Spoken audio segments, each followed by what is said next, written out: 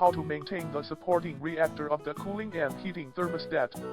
The reactor equipped with the cooling and heating thermostat is widely used in petroleum, chemical industry, rubber, dyestuff, medicine, etc., to complete the process of vulcanization, nitration, hydrogenation, alkylation, polymerization, condensation and so on.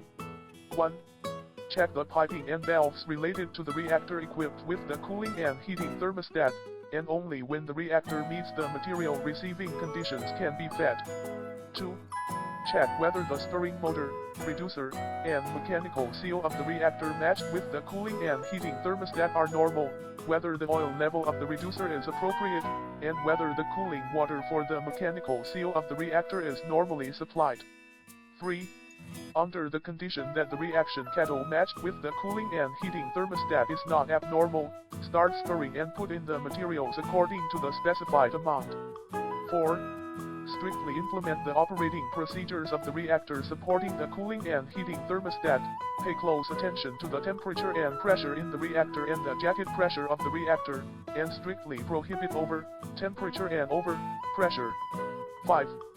During the reaction process of the reactor equipped with the cooling and heating thermostat, patrol inspections should be carried out, and problems should be dealt with in time if any problems are found. 6. If the reactor equipped with the cooling and heating thermostat is over temperature, immediately cool it down with water. The temperature after cooling should meet the process requirements. 7.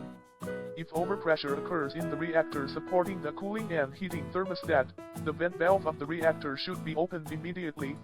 Emergency relief. 8. The reactor supporting the cooling and heating thermostat machine shuts down. If the power outage causes the shutdown, the feeding should be stopped.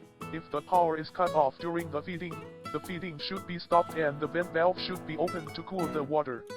After a long-term shutdown, the remaining liquid in the reactor should be cleaned, and the bottom valve, feed valve, steam inlet valve, discharge valve, etc.